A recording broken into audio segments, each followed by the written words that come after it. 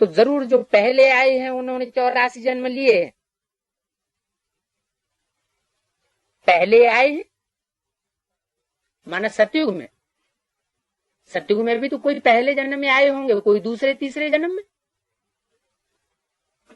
तो जो सतयुग में भी सबसे फर्स्ट जन्म में आए, पूरे जिन्होंने 84 जन्म लिए, वो ही पक्के देवता है। और बाकी 82, 82, 83, 81 वर्थ लेने वाले पक्के देवता धर्म के नहीं है। जरूर वो कन्वर्ट होने वाली आत्मा है। तो बाप 84 जन्म बता करके फिर कहते हैं इनके बहुत जन्मों के अंत के साधारण तन में प्रवेश करता हूं। क्या कहा? 84 जन्म बताए कर फिर कहते हैं, पहले बताते हैं कि तुम्हारे 84 जन्म हैं, और बताने के बाद फिर कहते हैं इनके बहुत जन्मों के अंत में, किनके बहुत जन्मों के अंत में? इनके, तुम्हारे नहीं, इनके। इनके किसकी तरफ इशारा है? बाजू वाली सोल। कौन सी बाजू वाली सोल? दादा लेखराज, ब्रह्मा की सोल, कृष्ण की सोल। इनके बहुत जन्मों के अंत में साधारण तन में प्रवेश करता हूं। इस दुनिया में साधारण तन किसे कहा जाए और असाधारण तन किसे कहा जाए? पहले पेज का मध्यांत। तो बहुत जन्मों के साधारण तन में प्रवेश करता हूं। तो उस हिसाब से ब्रह्मा के तन को साधारण तन नहीं कहा जा सकता, क्योंकि ब्रह्मा का तन अच्छा खासा गोरा चिट्ठा राजाओं के मुआफिक व्यक्तित्व वाला तन था। उनका आकर्षण ही विशेष था शिव बाबा के प्रवेश करने से पहले ही।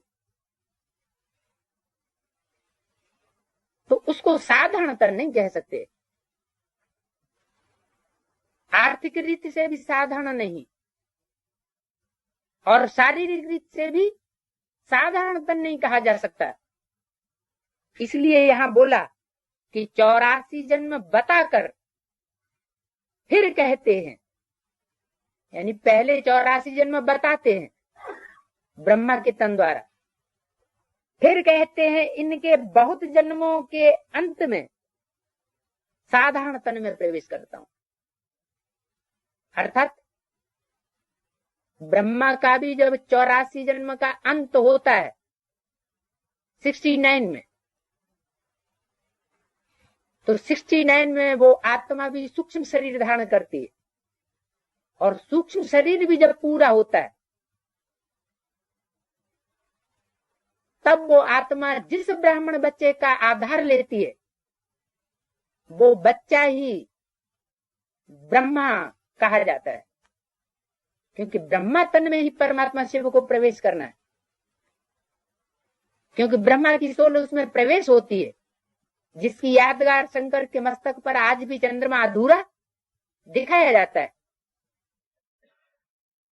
तो इसलिए बोला कि 84 जन्म बताकर फिर कहते हैं इनके बहुत जन्मों के अंत में साधारण तन में प्रवेश करता हूं, फिर इनका नाम रखता हूं ब्रह्मा। क्या पहले भी नाम रखा? क्या ब्रह्मा, लेकिन वो हो गया साकार ब्रह्मा, साकारी स्टेज वाला। क्योंकि ब्रह्मा का एक भी फोटो ऐसा नहीं मिलेगा जो धर्म पिताओं की तरह निराकारी स्टेज वाला हो। महात्मा बुद्ध का फोटो देखो, क्राइस्ट का फोटो देखो, गुरु नानक का फोटो देखो, उसमें निराकारी आत्मिक स्टेज झलक रही है आंखों से ही। लेकिन ब्रह्मा के फोटो में निराकारी स्टेज नहीं दिखाई गई है, क्योंकि माँ होती है साकारी और बाप होता है निराकारी। ऐसा पहले भी बाबा ने मुरली में बोला हुआ है।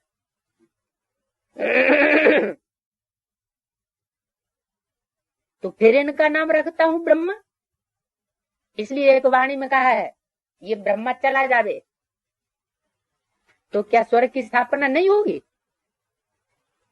होगी। भले यह ब्रह्मा चला जावे तो जो भी जिस तन में भी प्रवेश करेंगे उसका नाम ब्रह्मा रखना पड़े, ऐसे बोला। तो इनका नाम रखता हूं ब्रह्मा, इन द्वारा ब्राह्मण रचता हूं, इन द्वारा ब्राह्मण रचता हूं। किन द्वारा? दादा लेखराज के तन द्वारा ब्राह्मण रचता हूं, यानी ब्राह्मण धर्म की स्थापना उस ब्रह्मा के द्वारा हुई। क्योंकि ब्राह्मण भी साकार होंगे या निराकार या आकारी? साकार होंगे, तो साकार की रचना भी साकार के द्वारा होगी। ब्राह्मण धर्म रचता हूं दादा लेखराज के द्वारा। ये नहीं कहा कि देवता रचता हूं, और कहते भी तो प्रैक्टिकल में तो होना चाहिए। फिर 69 के बाद कोई कह सकता है कि मैं देवता बन गया हूं, या देवी देवता सनातन धर्म की स्थापना हो गई है? क्योंकि देवी देवता सनातन धर्म की स्थापना हो जाए तो दूसरे धर्मों का विनाश होना चाहिए। जब तुम्हारी पूरी राजधानी स्थापन हो जाएगी तो सब धर्म खलास हो जाएंगे। तो ब्राह्मण रचता हूं ब्रह्मा द्वारा, नहीं तो ब्राह्मण कहां से लाऊं? तो ये हुई फर्स्ट मशीनरी, ब्रह्मा द्वारा ब्राह्मण रचने की। और सेकंड मशीनरी क्या है? नहीं, ब्राह्मणों को फिर बैठ शिक्षा दे करके ब्राह्मण से देवता बनाता हूं। तो देवता बनाने का कार्य देवता के थ्रू ही होगा। जैसे लायर की पढ़ाई लायर ही पढ़ाएगा, डॉक्टर की पढ़ाई डॉक्टर ही पढ़ाएगा, ऐसे ही देवता बनाने की पढ़ाई देवता के थ्रू ही पढ़ाई जाएगी। तो वही ब्रह्मा जो साकार तनधारी था अपना शरीर छोड़ता है तो सूक्ष्म वतनवासी ब्रह्मा देवता बनता है। ब्रह्मा सो विष्णु, विष्णु तो बाद में बनेगा, लेकिन विष्णु बनने से पहले एक बीच की स्टेज और है जिसको कहते हैं शंकर। शंकर अर्थात मिक्स, सतो प्रधान शिव, सत्य ही सत्य, रजो प्रधान ब्रह्मा और तमो प्रधान वो आत्मा जो यज्ञ के आदि में छोड़ करके गई थी, राम वाली आत्मा। तो सत्य रज तम तीनों गुणों का मेल ये हो गया शंकर। जैसे कहते हैं वर्ण शंकर।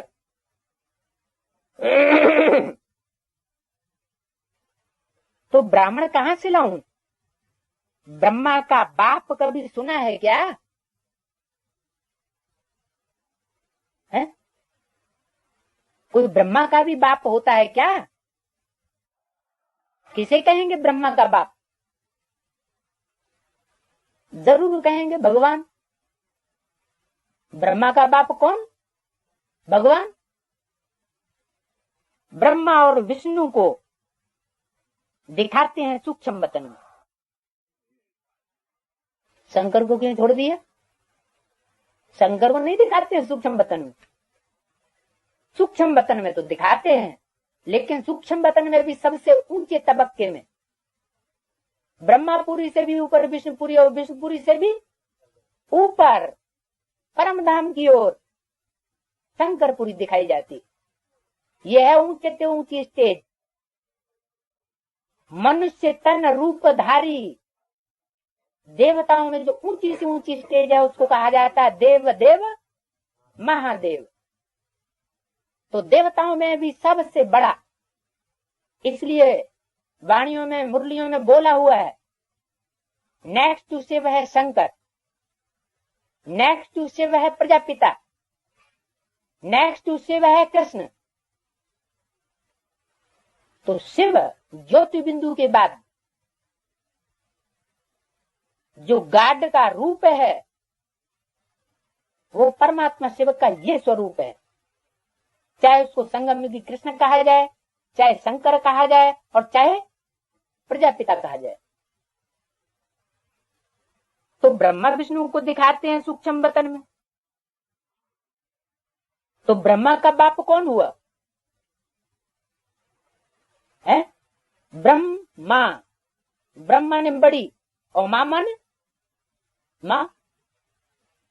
तो बड़ी मां को रचने वाला कोई बड़ा बाप भी होगा कि ऐसे ही बड़ी मां बन गई? तो बड़ी मां शब्द ही जाहिर करता है कि कोई बड़ा बाप भी है जिसने उस मां को रचा। क्योंकि बच्चे तो बाद में रचे जाते हैं, पहले तो मां रची जाती है। तो ब्रह्मा हुई बन्नी, और उसको रचने वाला हुआ प्रजापिता ब्रह्मा, यज्ञ के आदि में। क्योंकि बन्नी बन ही तब सकती है जब बनना साकार में हो। शिव ज्योति बिंदु को बनना नहीं कह सकते। वो किसी का पति नहीं बन सकता जब तक शरीर धारण न करे। क्योंकि बिंदु बिंदु आत्माएं सब आपस में भाई भाई, और बिंदु बिंदु आत्माओं का बाप शिव सिर्फ बाप है, उसको दूसरा संबंध नहीं कह सकते। दूसरे संबंध शिव ज्योति बिंदु बाप के बच्चों के साथ कब बनते हैं? जब साकार में शरीर में प्रवेश करे। तो साकार प्रजापिता में प्रवेश करके परमात्मा शिव ने ब्रह्मा को भी अपनी बन्नी बनाया। तो ब्रह्मा बच्चा भी है, मुरली में बोला ब्रह्मा बच्चा भी है, तो ये मेरी बन्नी भी है। तो ब्रह्मा का बाप कभी सुना है क्या? जरूर भगवान ही कहेंगे। ब्रह्मा और विष्णु को दिखाते हैं सूक्ष्म वतन में। बाप तो कहते हैं मैं इनके 84 जन्मों के अंत में प्रवेश करता हूं। अडॉप्ट किया जाता है तो नाम बदली किया जाता है। अब एडॉप्शन साकार में होगी या निराकार में? एडॉप्शन तो साकार में ही होगी। क्यों? क्योंकि एडॉप्ट किया जाता है रचना को। एडॉप्ट करने वाला होता है रचयिता। आत्माओं का बाप शिव ज्योति बिंदु, तो आत्माएं भी अनादि और परमात्मा शिव ज्योति बिंदु भी अनादि। इसमें रचने की बात ही नहीं। जो चीज रची जाती है उसको अनादि नहीं कहा जा सकता। तो रचयिता बाप शिव और आत्माएं ये अनादि हैं। इनका रचयिता और रचना का संबंध नहीं हो सकता। क्योंकि जो चीज रची जाती है वो कोई नई चीज हुई जो पहले नहीं थी। तो जब अडॉप्ट किया जाता है तो नाम बदली किया जाता है। भारतीय परंपरा में भी ऐसे है। सन्यासी जब किसी शिष्य को अपना बनाते हैं तो उसका नाम बदल देते हैं। कन्या जब शादी होकर के अपने घर में जाती है तो उसका पीहर का नाम बदल दिया जाता है। तो शिव बाबा भी जब ब्रह्मा को अपनी बन्नी बनाते हैं तो ब्रह्मा का नाम बदल जाता है। पहले नाम था दादा लेखराज, फिर नाम बदल के क्या हो गया? ब्रह्मा। किसने बदला? बदलने वाला कौन? शिव। शिव क्या बिंदु ऊपर से आवाज आई क्या? जरूर किसी ने तो बताया कि तुम्हारे साक्षात्कारों का ये अर्थ है। वरना ब्रह्मा तो खुद ही मुझे हुए थे। तो जिसने बताया वो ही रचयिता हुआ। तो नाम बदली किया जाता है। दादा लेखराज का नाम बदल करके क्या हुआ? ब्रह्मा। सन्यासी